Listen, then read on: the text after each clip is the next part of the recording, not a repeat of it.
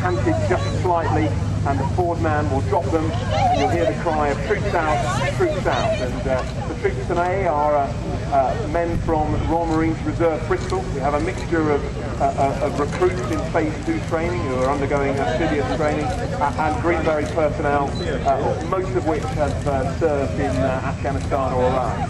I'd say most of which, some 70% of the Royal Marines Reserve have been on operations since 2003, and our Royal Marines Reserve Bristol is no different. So what do you see now? You see Corporal Williams bringing his section in front of us here, and we have a second cordon being provided by two sections from Royal Marines Reserve Bristol. The two guys you see at the sort of centre of beat are like hawks watching their men are Captain Chris Edwards and Sergeant Rob Cooper. I have to tell, if Erica from the Aruba bar is watching today, Rob Cooper is not a dolphin trainer, as he told you. He is in fact a Royal Marine Sergeant, and here he's there today providing all the command and control support to his troop commander, who is Captain Chris Edwards. Chris, of course, has a day job as a reservist. His day job is a police officer, and he's able to mix and match two careers pretty cleverly, having deployed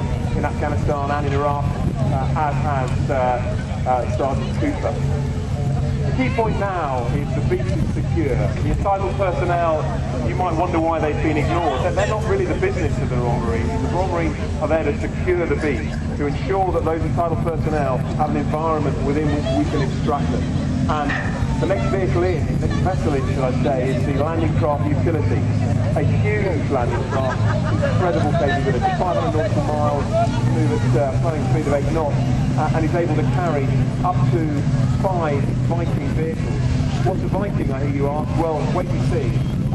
But she's also able to take 120 fully laden Royal Marines, and today she's carrying elements of the army, the territorial army from the Western Yeomanry, who are there to secure, reassure and extract those entitled personnel. If we look back out to Mount Bay, you'll see that a C-4 has lifted off her deck. This is the final jigsaw of the naval service. We've had the Royal Field Auxiliary, we've had the Royal Navy.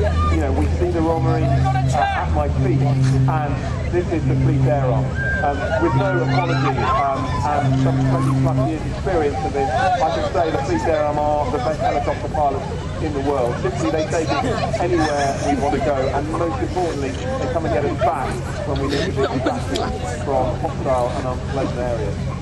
We have a Seeking 4 today flown by David John Gibbs, one of our most experienced Fleet Air Arm pilots, and I'd say most experienced. We have 10 of these Seekings, Royal Naval Seekings, only operated by the Fleet Air Arm, currently on station in Afghanistan.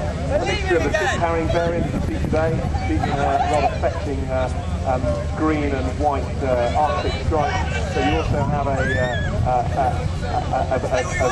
Ice Star variant, one which is able to put in a radar to look for enemies. So the TA have now landed, and they have got themselves into a position to secure and look after the entitled personnel. And suddenly we have a contact to my left. Their rebels have entered the beach and they've opened up. Immediately Captain Edwards suppresses them with overwhelming firepower, and the standard operating procedure and SOP, he calls in the landing craft utility to bring the Viking to provide us intimate fire support to ensure that we can fight through.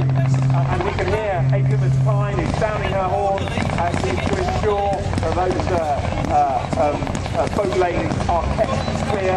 And if you look behind the landing craft to her stern, you'll see an enemy vehicle, enemy vessel has entered the boat lane, and she is being deterred by time as we speak. And suddenly the Viking is ashore. This is an extraordinarily capable vehicle, exclusively used by the Royal Marines, designed by us, and it is capable of going anywhere. She can swim, she can wave, she can carry 8 Royal Marines.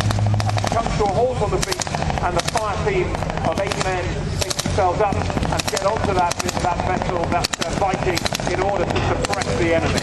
This is now the most critical part of the assault. Captain Edwards is ensuring that his men build their way to fire to suppress any enemy, and then he will move his fire team along the beach, we look towards the final personnel as they are being rendered safe and protected.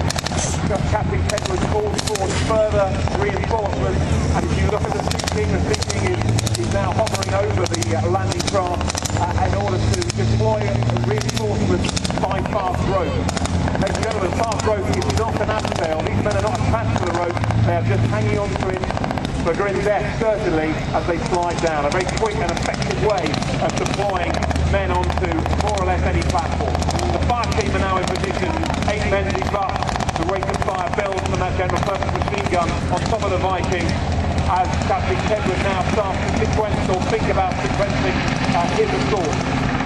The rope is down, his reinforcements are looking to come through, as he's now ready to launch. First section are up, covered by their second section. You'll see them take short bounds down, and the next sector's ready to move as the weight fires. The first man is down the rope. The first man is into the landing craft, ensuring that we have reinforcements should we be recast onto something else at a later stage. The assault will now build, and it's one of those things that you really have to be patient as a commander and let the cards gently fall for you as you try and manage the real estate around you so that this assault happens effectively. You don't bite off more than you can chew, and you just move